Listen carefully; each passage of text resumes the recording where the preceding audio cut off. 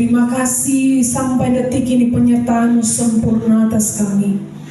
Terima kasih ya Tuhan, terima kasih ya Bapa, terima kasih ya Yesus.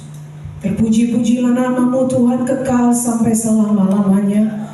Pujian kami naik di hadapan tahta-Mu sebagai persembahan kami yang terbaik buat Tuhan di pagi hari ini. Terimalah itu Tuhan, dan nikmati itu dari umat-Mu yang Kau tebus. Dan kami berdoa waktu ini Tuhan, kami mau sehidangan dengan Tuhan, kami mau duduk makan bersama-sama dengan Tuhan. Bapa, setiap kami yang ada di tempat ini, bahkan hamba-Mu yang berdiri di tempat ini Tuhan, tidak lebih dari siapapun, hamba orang yang bodoh, yang tidak berguna, yang tidak mampu. Engkau yang memampukan hamba-Mu berdiri di tempat ini Tuhan. Sembunyikan hamba di balik kemuliaan salib-Mu, dan biarlah nama Tuhan saja yang nampak dari hidup, bahkan khotbah di pagi hari ini. Terima kasih Tuhan, permuliakanlah nama-Mu dalam kehidupan setiap kami. Di dalam nama Tuhan Yesus Firman yang hidup, kami larang apapun yang datang mengganggu intervensi pikiran dan hati kami. Kami taklukkan itu semua kepada kebenaran Firman-Mu. Dan kami mau masuk sehidangan dengan Tuhan. Kuduskan dan layakan kami, hati kami, pikiran kami, di dalam nama Tuhan Yesus, Firman yang hidup dan berkuasa menyelamatkan seluruh hidup kami. Di dalam nama Tuhan Yesus kami berdoa, sambut Firman-Mu. Amin. Mari Tuhan dipersilakan kembali.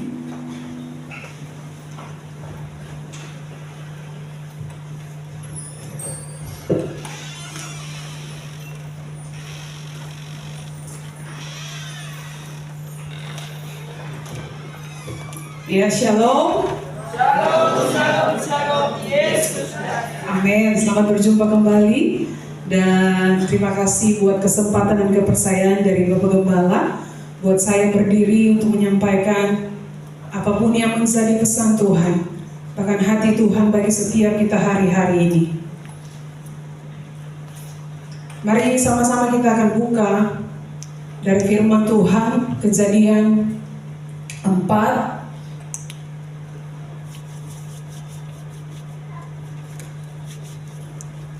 Kejadian 4 ayat yang ketiga dan ayatnya yang keempat.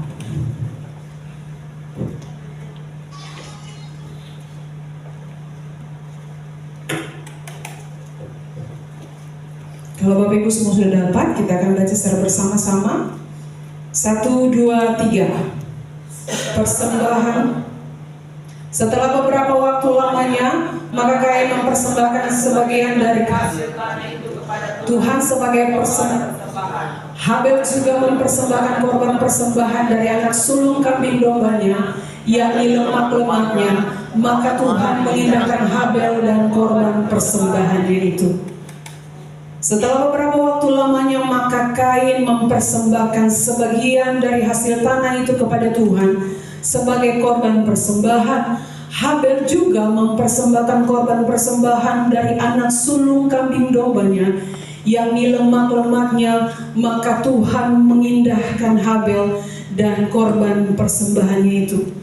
Dari Kain dan Habel inilah asal mula kita mengenal tentang korban persembahan.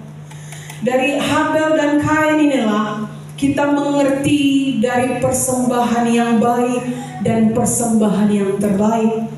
Nah, kita harus mengerti dahulu arti yang terbaik itu seperti apa. Nah, khotbah saya, tema khotbah persembahan yang terbaik. Makanya kita harus mengenal dulu yang terbaik itu seperti apa.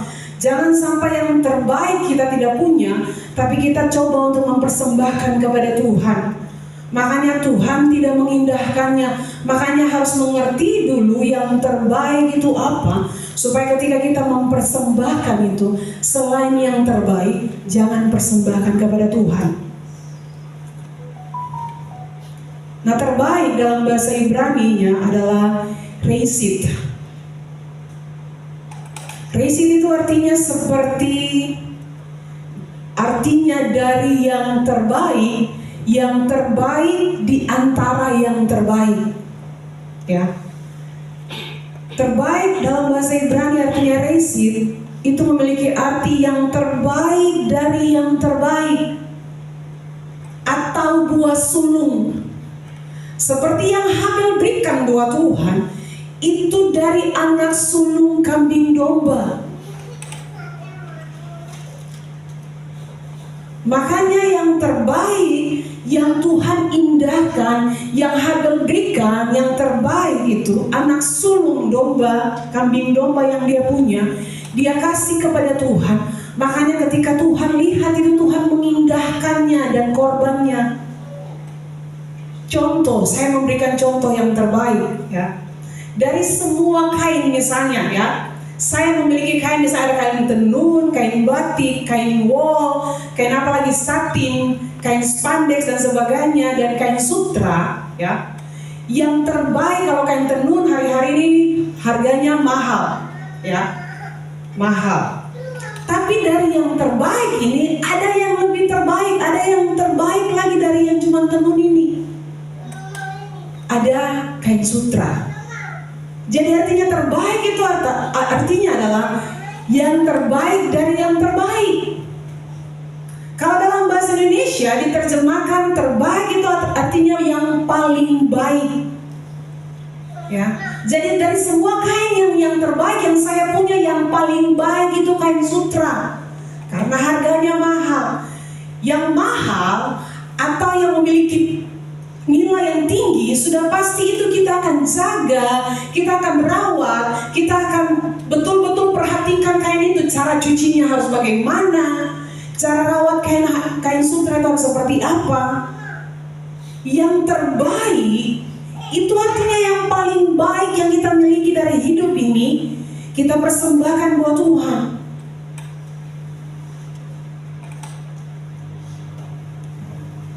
Dari persembahan Kain dan Habel, Kain hanya memberikan sebagian, sedangkan Habel memberikan yang sulung. Dari yang dua saja kita sudah tahu bahwa Kain kasih sebagian, artinya tidak utuh. Ya, tidak utuh yang Kain kasih.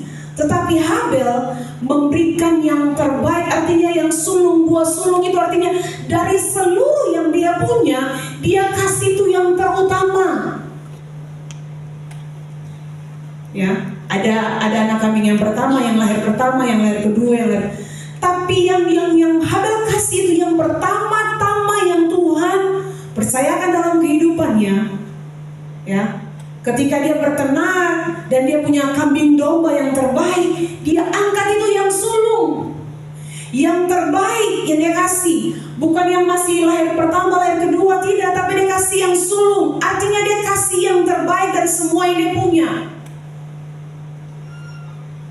Nah, ternyata Habel memberikan sesuatu kepada Tuhan, persembahan kepada Tuhan yang terbaik. Dia tahu karena dia punya iman. Iman yang membuat Habel ketika mempersembahkan kepada Tuhan korbannya, maka Tuhan melihat itu dan menerima persembahan daripada Habel. Sedangkan Kain memberi cuma sekedar saja. Kain memberikan cuma sebagian. Sebagian artinya separuh, tidak utuh dia kasih kepada Tuhan. Seberapa kita yang hari-hari ini, kalau kita datang kepada Tuhan, kita banyak yang kita kasih tidak utuh, atau cuma sisa dari waktu kita, sisa dari tenaga kita kasih kepada Tuhan, sisa dari uang kita kasih kepada Tuhan. Tapi yang dimaksudkan persembahan yang terbaik adalah persembahan yang terbaik dari yang terbaik. Waktu yang terbaik yang harus kita kasih, di antara waktu yang semua yang terbaik itu waktu yang mana? Waktu kita intim dengan Tuhan, waktu mana yang harus kita kasih? Ya, kalau waktu yang terbaik yang Tuhan kasih untuk dia berhubungan dengan Bapanya di surga, ialah pagi-pagi benar. Tenaga dan kekuatan yang Tuhan kasih pun, itu dia taat sampai mati di kayu salib. kekuatannya, bahkan tubuhnya dia kasih untuk semua kita yang duduk di tempat ini. Makanya tadi saya bilang kita orang-orang yang berhutang sama Tuhan.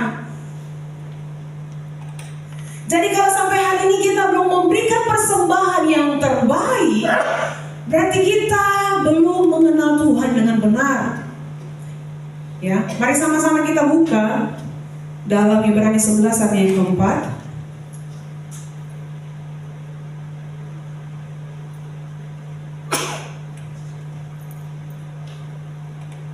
Karena iman Habel telah mempersembahkan korban kepada Allah yang lebih baik daripada korban lain. Dengan jalan itu, ia memperoleh kesaksian kepadanya bahwa ia benar karena Allah berkenan akan persembahannya itu, dan karena iman ia masih berbicara sesudah ia mati.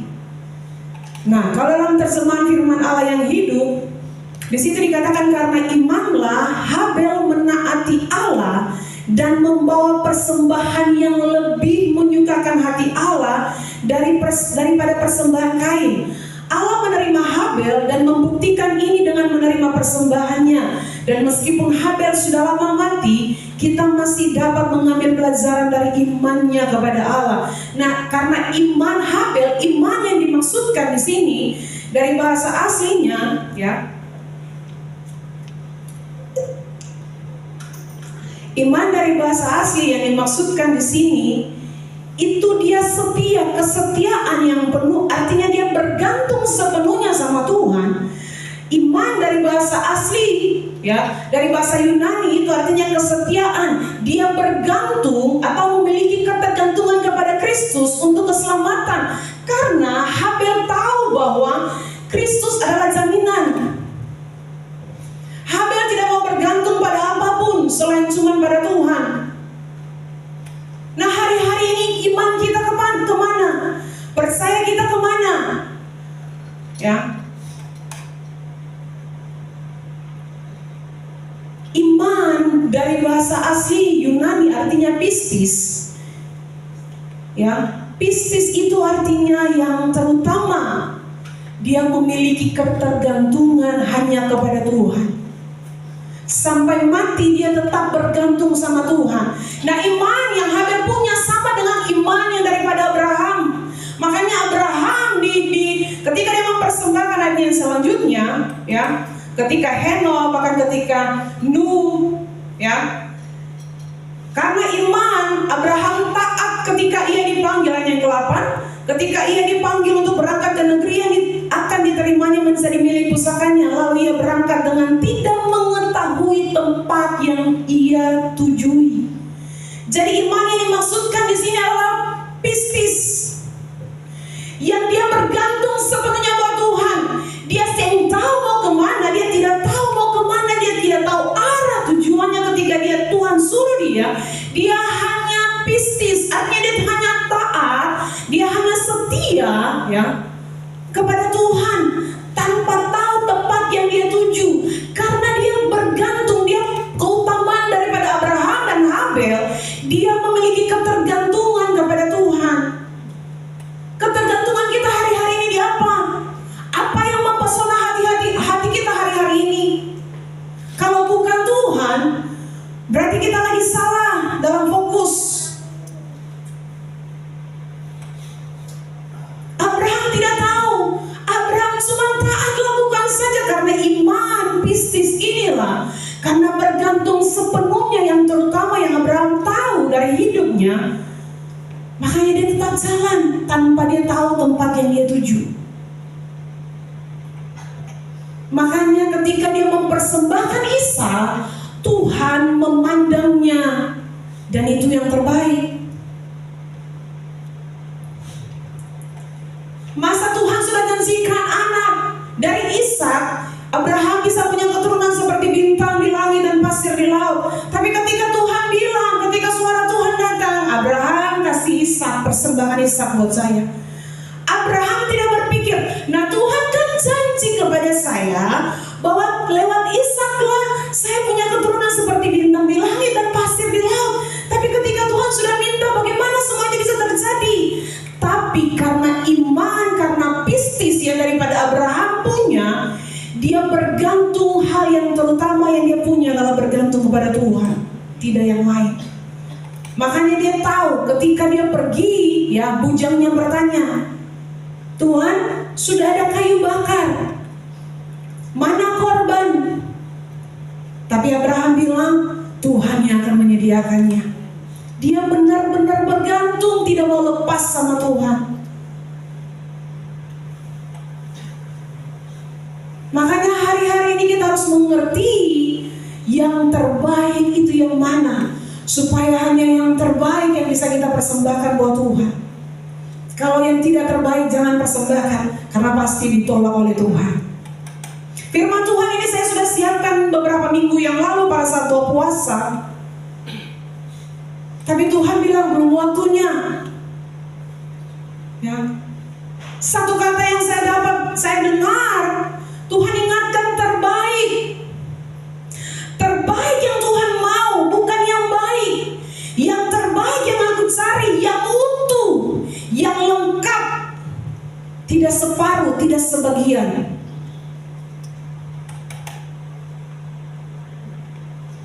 Kalau kita memberi persembahan yang terbaik, ya. Kalau kita memberi dengan pengertian yang benar atau understanding atau pemahaman yang benar tentang Tuhan, ya, persembahan kita itu akan utuh kepada Tuhan. Kalau minggu kemarin Pendeta Ona sampaikan bahwa kita sering berpikir bahwa persembahan kita itu seperti sumbangan buat Tuhan. Tapi persembahan, dasar kata persembahan artinya sembah. Jadi sebenarnya persembahan kita itu tanda penyembahan kita buat Tuhan. Kita tidak lagi sumbang kepada Tuhan.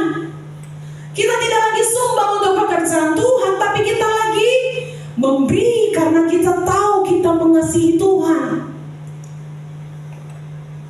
Kalau kita merasa bahwa saya menyumbang, ya, pemberian saya itu menyumbang untuk pekerjaan Tuhan, pemberian saya menjadi sumbangan untuk gereja Tuhan, berarti kita lagi tidak memahami Tuhan. Kita lagi salah paham dengan Tuhan. Kita lagi tidak mengerti dengan benar kebenaran yang sesungguhnya. Karena kebenaran yang sesungguhnya adalah persembahan itu adalah tanda penyembahan kita dari orang-orang yang ditebus Tuhan. Saya layani orang tua saya karena mereka melihat saya, mereka berbuat baik, mereka mengasihi saya, maka saya pun harus mengasihi mereka tanpa ada motivasi apapun. Saya harus mengasihi orang tua saya supaya harta mereka jatuh ke tangan saya, tidak. Saya mengasihi Tuhan supaya saya lebih lagi. Saya memberi banyak supaya saya terima banyak. Kemarin Ibu Pendeta Ona bilang kita selagi dagang di hadapan Tuhan. Saya kasih 100.000, saya terima 1 juta, tidak. Kalau kita punya motivasi yang demikian, kita lagi salah paham tentang kebenaran. Makanya yang terbaik dari hidup kita harus mengerti yang terbaik itu seperti apa.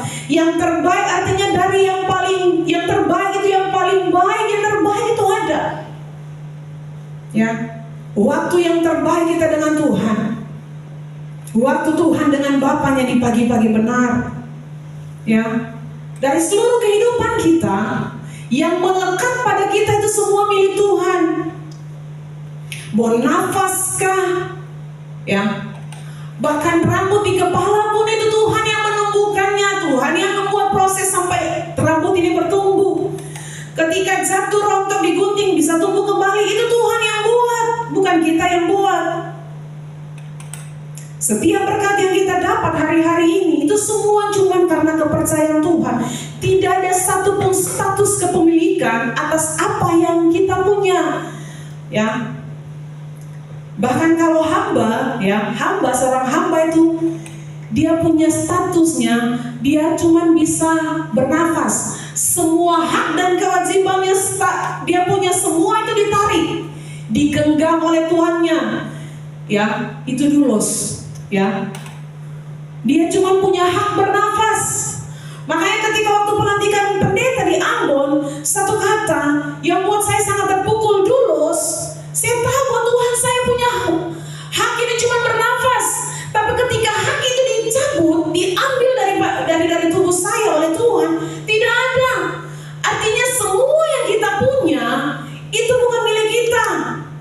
Itu punya Tuhan.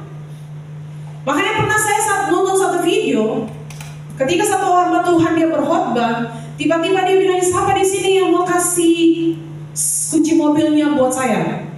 Siapa yang di sini mau kasih isi dompetnya buat saya? Ya, siapa yang mau? Tiba-tiba ada yang datang kasih dompet. Tidak apa-apa, tidak apa-apa Pak. Kamu ikhlas? Ikhlas Pak. Kemudian ada satu orang lagi berlari dari belakang dan dia kasih itu kunci mobil. Kamu kasih mobilmu kepada saya? Iya, saya kasih. Kamu ikhlas? Iya, saya ikhlas. Kamu tulus? Kamu rela? Iya, saya rela. Kemudian hamba Tuhan ini taruh semuanya. Dan kemudian hamba Tuhan ini katakan bahwa Bapak Ibu tahu, ketika saya masuk, saya memberikan apa yang milik saya kepada dia. Saya kasih dompet saya kepada Bapak yang pertama, kemudian kunci mobil saya kepada Bapak yang kedua. Ketika saya yang punya minta, dia tidak akan keberatan. Dia akan memberikan.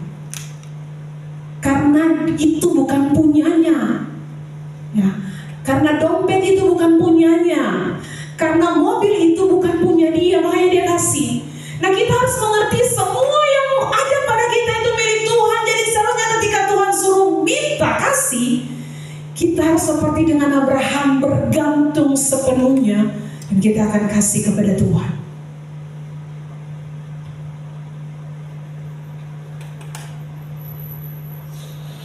Bukan punya kita, tapi milik Tuhan. Makanya dengan enteng ketika siapa yang mau kasih dompet, isi dompetnya, dia akan cepat berlari. Dia kasih, karena dia sadar itu bukan punya dia. Semua yang ada pada kita itu punya Tuhan. Makanya jangan pernah kita hitung-hitung dengan Tuhan. Ya, jangan pernah hitung dengan Tuhan. Karena kalau Tuhan hitung, habislah kita. Makanya mari memilikilah pengertian yang benar tentang yang terbaik. Pujian mengatakan, takkan pernah ku bawa selain yang terbaik.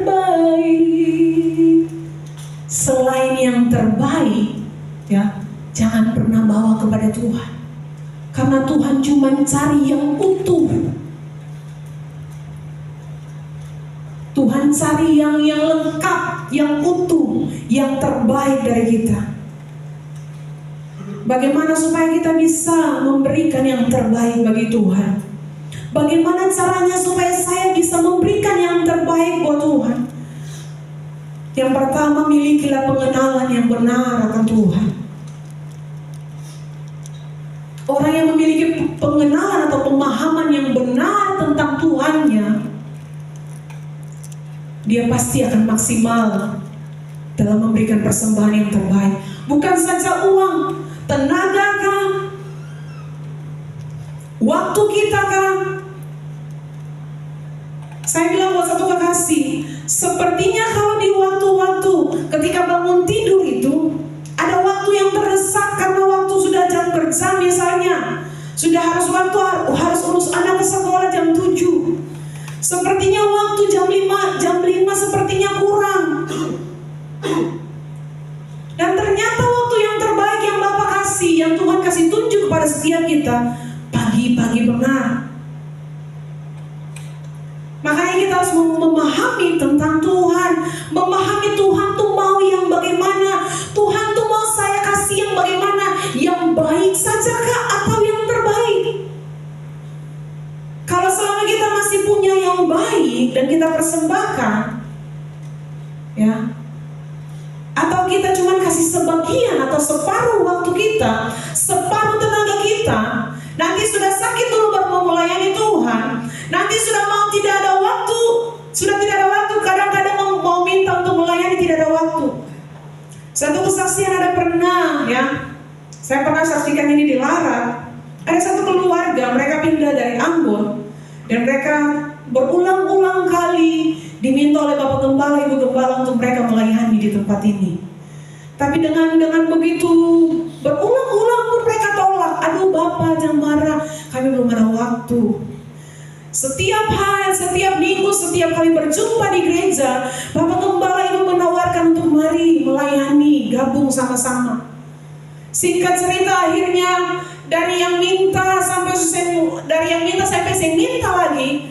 Akhirnya tiba-tiba, kalaupun waktu olahraga malam itu bisa, waktu untuk olahraga kita bisa berikan kepada Tuhan, tapi waktu pagi untuk melayani Tuhan kita tidak bisa kasih. Akhirnya yang bersangkutan sakit, kena stroke. Kalau sudah kena stroke, mau kasih apa lagi buat Tuhan? Bapak Gembala, Ibu Gembala minta berulang-ulang kali, ayo Bapak Ibu mari gabung untuk melayani. Tapi dengan berulang-ulang kali mereka bilang bahwa mereka belum ada waktu.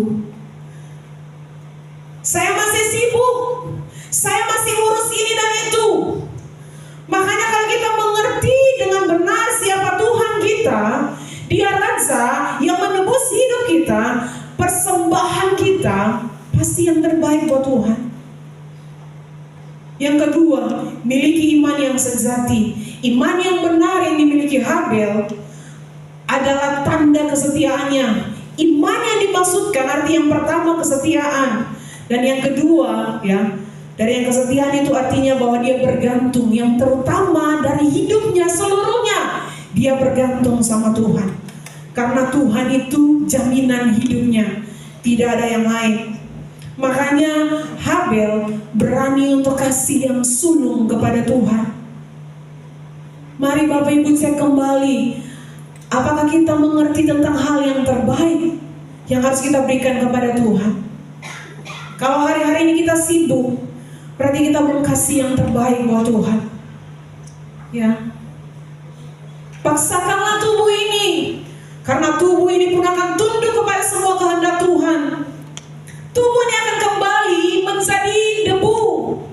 Saya suka bilang kalau Bapak Ibu tidak bisa berpuasa, kehendak Tuhan supaya kita berpuasa, supaya kita lebih mengerti kehendak Tuhan. Tapi lambung saya tidak bisa. Seharusnya kita punya iman seperti Habel. Lakukan saja toh, tubuh ini pun akan kembali menjadi debu. Ternyata dalam dunia medis, puasa itu sangat berguna. Bahkan dari puasa lah lambung kita sehat. Dari yang orang bilang kronis, dia bisa sembuh. Karena orang yang berpuasa, mereka punya sel-sel yang baru itu mulai dibuat kembali. Tubuh yang memproduksi, yang membuat itu semua. Ketika lambung tidak terisi, itu artinya seluruh tubuh, organ tubuh di dalam ini mereka beristirahat. Nah, tubuh kita pun butuh istirahat, lambung kita butuh istirahat. Makanya makan jangan terlalu makan yang banyak. Nah, berpuasa itu ternyata lebih baik. Makanya saya bilang buat suami saya, ketika kami dua sharing, ternyata orang-orang di perjanjian lama itu mereka umur panjang. Kenapa? Karena mereka suka untuk berpuasa. Mereka suka, bahkan Tuhan pun berpuasa 40 hari. Puasa itu baik. Kalau kita mengerti, kita lakukan puasa ini untuk apa? Kita akan lakukan itu. Kita punya iman pistis kepada Tuhan, bergantung. Mau sakitkah atau apapun, saya harus melakukan kehendak Bapa. Itu iman.